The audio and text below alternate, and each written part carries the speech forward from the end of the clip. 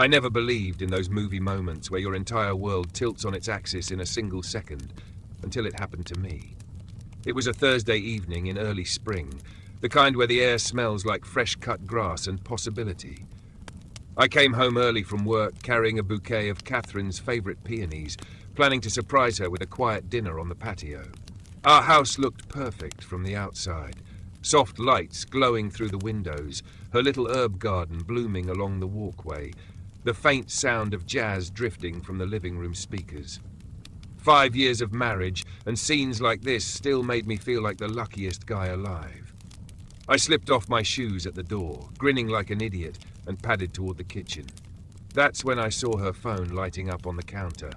Again and again, the screen flashing with notifications. Catherine was upstairs showering after her yoga class, so I told myself I wasn't snooping as I glanced at the preview that popped up. Can't wait to feel you tonight. Same place? D. My stomach dropped so fast I actually felt dizzy. D, my brother's initial. Daniel.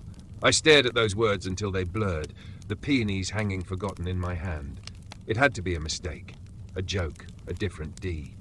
But even as my brain scrambled for excuses, another message arrived, a photo. I didn't open it, I couldn't, but the thumbnail was enough. Catherine's unmistakable smile, pressed against someone in dim light. In that moment, standing alone in our perfect kitchen with dying flowers dripping on the tile, I realized the life I thought was unbreakable had already started cracking beneath my feet. And the worst part? I had no idea how deep those cracks went, or how sweetly I would make them pay for it. For the next 2 weeks, I lived in a haze of forced normalcy. I kissed Catherine good morning every day, laughed at her stories about work, and even surprised her with her favorite takeout on Friday night. Inside, though, I was unraveling. That single text message, "Can't wait to feel you tonight," played on an endless loop in my head. I told myself there had to be an innocent explanation. Maybe D was her coworker Diana. Maybe the heart emoji was just friendly. But the thumbnail of that photo haunted me. Her head tilted in that familiar way she only did when she felt completely safe with someone. I tried to let it go. I really did. But suspicion is a poison that spreads slowly, turning every small thing into evidence. The way she angled her phone away from me now. How Daniel suddenly had work trips on the exact nights she stayed late at the office. The inside jokes they shared when the three of us were together. Jokes that used to feel like family warmth, but now sounded like secrets. One Wednesday evening, Catherine kissed me on the cheek and said she had a client dinner that might run late. "Don't wait up," she smiled, grabbing her purse. She looked beautiful, hair swept up, that red dress she knows I love. I smiled back, told her to have fun, and watched her pull out of the driveway. Then I grabbed my keys and followed her. I kept 2 cars behind, heart hammering so loud I could barely hear the radio. She didn't head toward downtown where her office was. Instead, she took the familiar route to Daniel's neighborhood, the quiet complex 10 minutes away where he'd lived since his divorce 3 years ago. I parked down the street, lights off, and watched her pull into his assigned spot. She didn't even glance around before hurrying to his door. He opened it before she could knock. I sat frozen in my car as they disappeared inside. The lights in his living room came on, soft and warm. Through the half-open blinds, I saw movement. Her coat coming off, his hand on the small of her back guiding her deeper into the apartment. Then the blinds closed, but not before I caught the way she laughed at something he whispered, the way she leaned into him like it was the most natural thing in the world. I don't know how long I stayed there. Minutes? An hour? Long enough to watch them move to the couch, silhouettes tangled together in a way that left no room for misinterpretation. Long enough for the numbness to give way to a white-hot rage that scared even me. Eventually, I drove home on autopilot. The house felt too quiet, too big. I poured myself a drink I didn't taste and sat in the dark living room staring at the family photos on the mantel. Me and Catherine on our wedding day, arms around each other. The 3 of us, me, Daniel, Catherine, at last year's Christmas, all smiling like nothing could ever break us. Everything I thought I knew about my life was a lie. But I didn't scream. I didn't smash anything. I didn't call either of them that night. Instead, I sat there until the sky turned grey with dawn, feeling the hurt settle into something colder, sharper, more deliberate. They thought they could hide this from me forever. They thought I was too trusting, too blind. They were wrong. By the time the sun came up, the rage had shaped itself into something else entirely. A plan. Not loud or messy or cruel. Something quiet, precise, and so perfectly sweet that when it was over, they'd never forget the taste of their own betrayal. I was going to make sure everyone saw them for exactly what they were, and I was going to do it with a smile. The first few days after the discovery, I barely slept. I'd lie in bed next to Catherine, listening to her breathe softly, wondering how she could look so peaceful while carrying this lie. Every time she reached for my hand in her sleep, I felt a jolt of disgust mixed with a grief so sharp it stole my breath. But I didn't pull away. I let her hold it. Because the moment I started showing cracks, the game would be over, and I wasn't ready for that yet. By the end of that week, the raw pain had hardened into something useful. Clarity. I didn't want to scream at them. I didn't want to throw Daniel against a wall or beg Catherine to explain why. Violence would only make me the villain in everyone's story. Tears would make me pathetic. No, I wanted something better. I wanted them to feel exactly what I felt. The slow, suffocating realization that the ground beneath them was no longer solid. I wanted their secret to become their shame, and I wanted it to happen in front of every person who mattered to them. That's when the idea came to me, clear and perfect, like it had been waiting all along. Our big annual family reunion was 6 weeks away. Mom and Dad always hosted it at their lake house. 30, sometimes 40 people. Aunts, uncles, cousins, old family friends, even a few of Catherine's co-workers she'd invited over the years. Daniel never missed it. He loved playing the charming single brother, grilling steaks and telling stories that made everyone laugh. This year, the reunion would have a slideshow. For the last 3 gatherings, I'd been the one who put together the memory montage, a sweet nostalgic video of old photos set to music that played on the big screen after dinner. Everyone loved it. They clapped, teared up, toasted to family. It was tradition, and this year I would make it unforgettable. I started small. First, I got access to Catherine's cloud account using the password she'd carelessly reused, our wedding date, ironic, really. There they were. Hundreds of messages, photos, even little voice notes she and Daniel had exchanged over the past 8 months. Intimate, explicit, careless. They'd been so confident I'd never look. I downloaded everything, not to blackmail them. I'd never stooped that low, but to curate. I selected the clearest, most damning images and texts, then carefully edited them, blurring faces just enough to delay recognition, cropping out anything too graphic, adding innocent-looking overlays like hearts and playful captions. The goal wasn't pornography. It was exposure with plausible deniability at first, just long enough for confusion to turn into horrified understanding. Next, I built the slideshow in stages. It would start harmless, baby pictures of me and Daniel, our wedding photos, vacations, holidays, everyone smiling, relaxed. Then, slowly, the new slides would creep in. A photo of Catherine's hand wearing the bracelet Daniel had bought her for her birthday, the one she told me was from a co-worker. A screenshot of a text reading, "Miss you already," time-stamped minutes after she'd left our bed. A blurry shot I'd taken from my car that night outside his apartment, their silhouettes embracing in the window. The captions would be the knife twist. Family bonds are forever. Closer than ever. Some love stories are unexpected. By the time the final slides hit, crystal clear images of them kissing, a screenshot of Daniel writing, "I wish you were mine instead," the room would already be holding its breath. To heighten the tension, I decided to add a little prelude. Over the next few weeks, I anonymously sent them each a single printed photo in plain envelopes. One of Catherine leaving Daniel's apartment, one of their text exchanges. No note, no threat, just enough to make them paranoid. I wanted them glancing over their shoulders, wondering who knew, jumping every time their phones buzzed. I rehearsed my own reaction in the mirror. Shock, hurt, quiet dignity. I'd let the room erupt around me while I sat there, the betrayed husband who had simply wanted to celebrate family love. When the chaos peaked, I'd stand up calmly and say, "I think it's time for Catherine and me to take a break." No screaming match, no ugly scene, just the truth laid bare for everyone to see. The more I planned, the lighter I felt. The hurt didn't disappear, but it had direction now.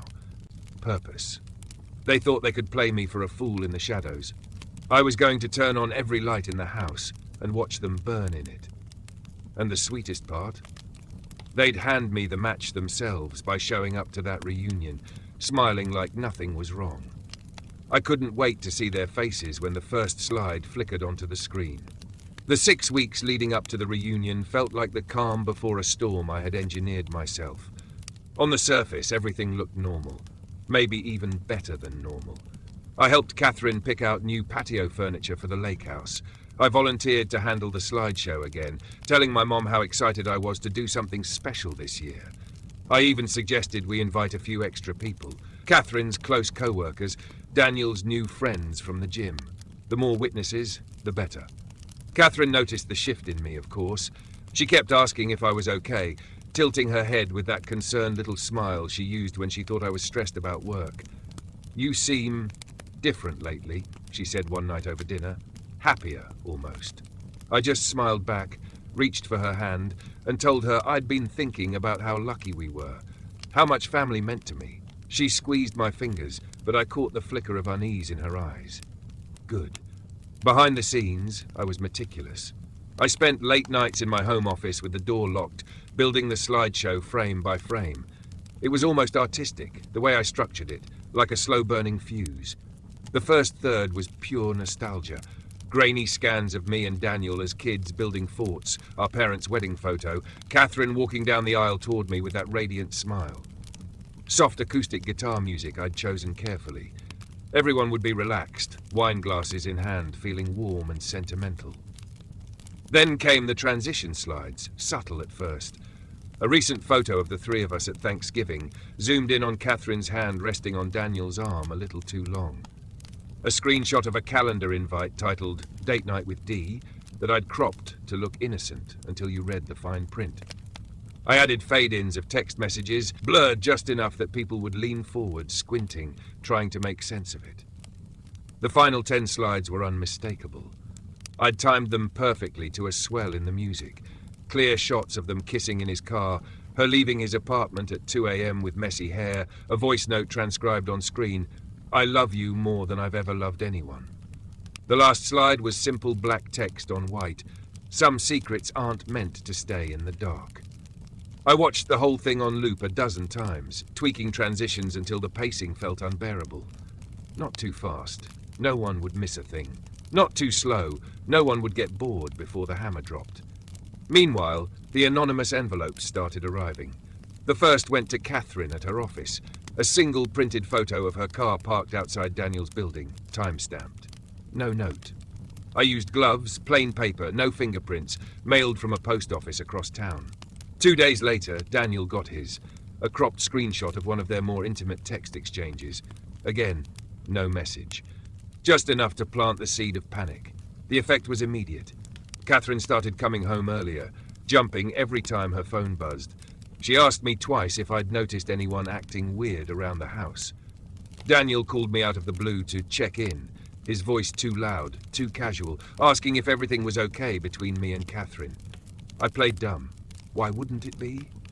I said, letting the silence stretch just long enough to make him squirm. One evening, I came home unexpectedly and caught them on speakerphone in the kitchen, Catherine pacing, whispering urgently. "Someone knows," she hissed. "We have to be more careful." Daniel's voice crackled through the line, telling her to calm down, that it was probably nothing. I backed out quietly before they saw me, heart racing not from anger anymore, but from pure anticipation. I upped the pressure gradually.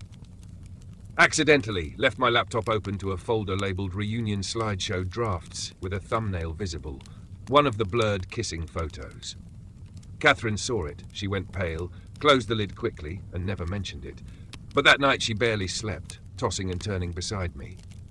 A week before the reunion, I sent the final envelope, this one to both of them, delivered separately.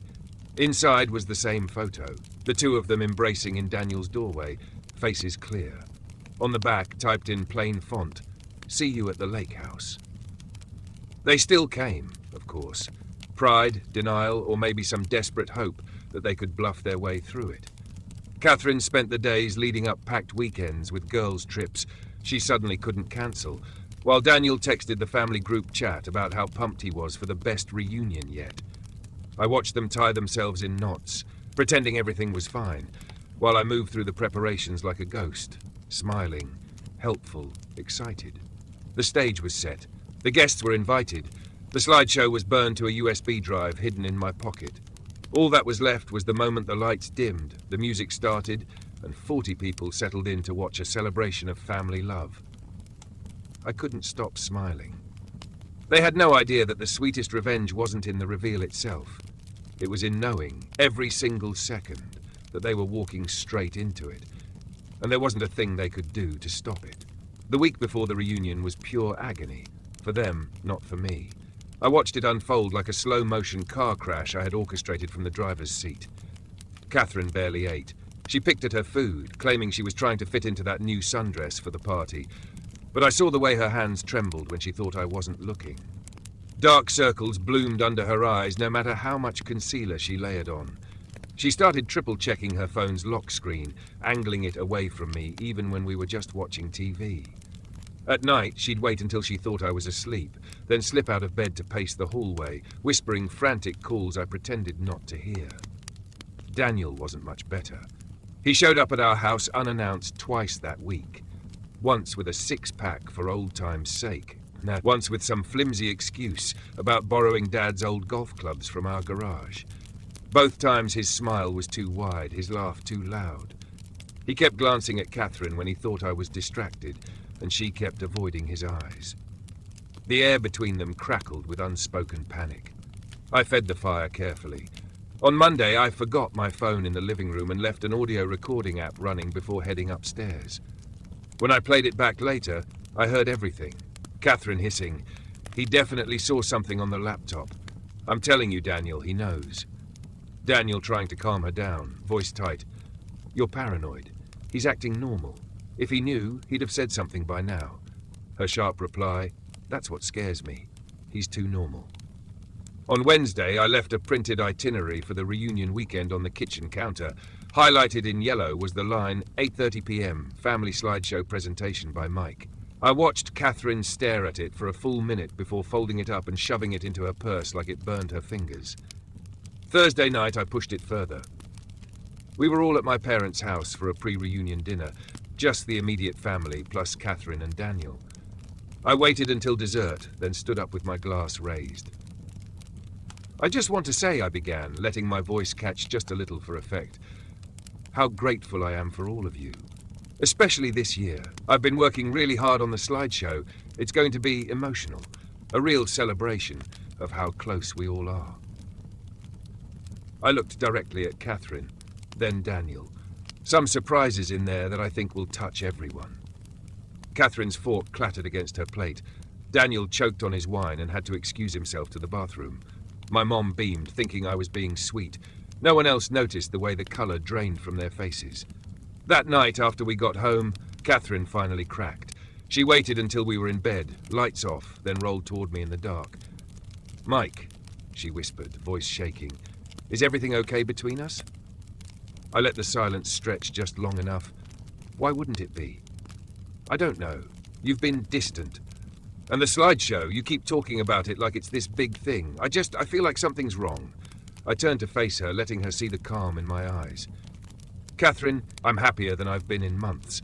I've been thinking a lot about family, loyalty, trust, how some things are meant to come into the light, you know, no matter how carefully people try to hide them." She went very still. I could feel her heartbeat racing against my arm. What do you mean?" I smiled in the dark. "You'll see. It's going to be beautiful." She didn't sleep at all that night.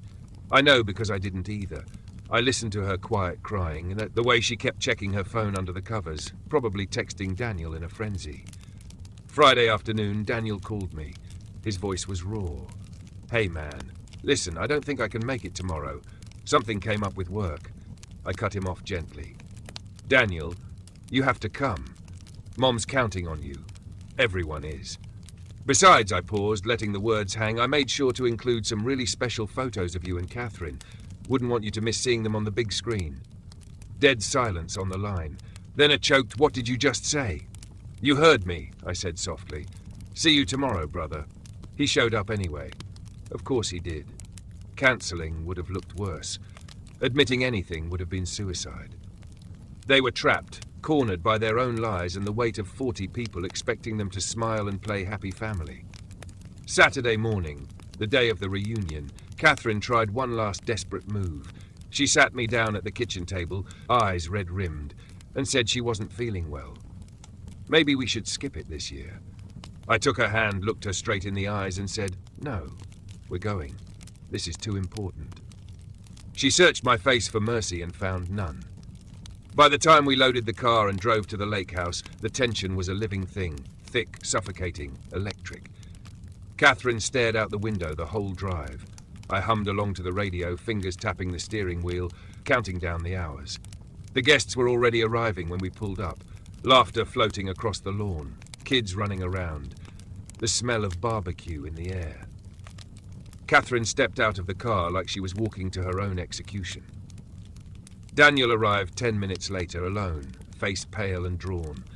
They avoided each other all afternoon, one orbiting the grill, the other hiding near the dessert table. While I greeted everyone with hugs and smiles, USB drive tucked safely in my pocket. Dinner came and went. Toasts were made, stories were told. Then as the sun dipped low and the string lights flickered on, my dad clapped me on the back. "Time for the slideshow, son. Everyone's ready." I stood up, heart steady, and looked across the patio at Catherine and Daniel. They were both watching me, frozen. Showtime. The patio lights were strung like golden stars above the lake, reflecting off the water in gentle ripples. Laughter and conversation floated through the warm summer air as people finished dessert and settled into the circle of chairs facing the big pull-down screen. Kids were tucked in upstairs, the grill had cooled, and everyone was loose from wine and good food. It was the perfect moment, the one I'd pictured 1,000 times in my head. I stood up, tapping a spoon against my glass. The chatter died down immediately. This was tradition, after all.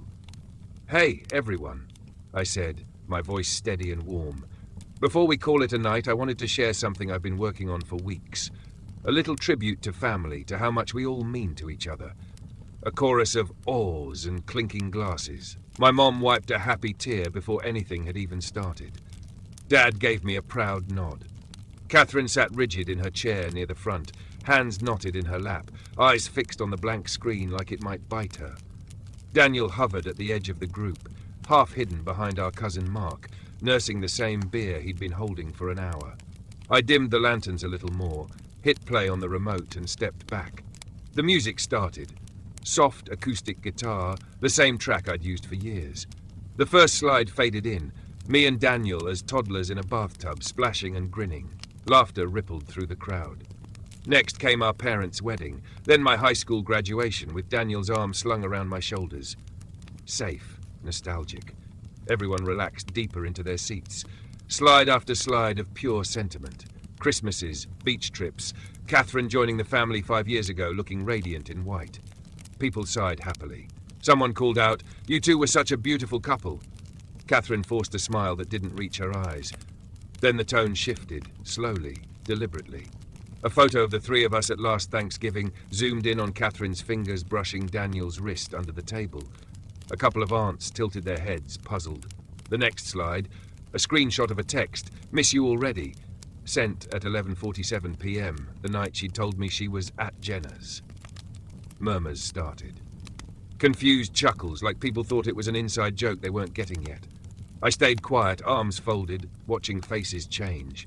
More texts appeared, larger now, clearer. A photo of Catherine's car in Daniel's parking spot at 1:14 a.m., a blurry shot through his living room window, their silhouettes pressed together. The music swelled right on cue, gentle but relentless. Someone whispered, "Wait, is that?" The room went unnaturally still. Then the final stretch hit. Crystal clear image. Catherine and Daniel kissing in his doorway, her hands in his hair. Another of them on his couch, her legs across his lap. A transcribed voice note in Catherine's own words. "Being with you feels like home in a way it never did with him." Gasps erupted, sharp, involuntary. A few people actually stood up. My aunt covered her mouth. One of Catherine's co-workers muttered, "Oh my God."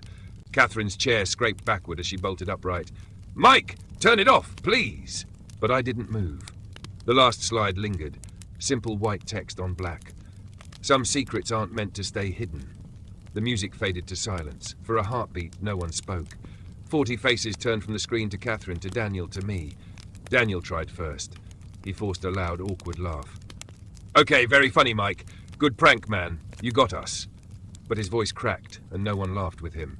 Catherine was shaking, tears already streaking her mascara. "It's not what it looks like," she stammered. "Those are edited, taken out of context." "Out of context?" My mom repeated, voice trembling with disbelief. "Catherine, we just saw you kissing your husband's brother." The whispers exploded into overlapping voices, shock, anger, pity. Someone's phone flashlight came on as they started recording.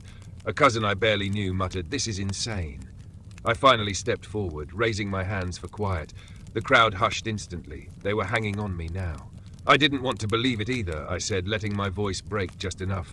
"I hoped I was wrong, but I think we all just saw the truth." I looked directly at Catherine. "I loved you. I trusted you."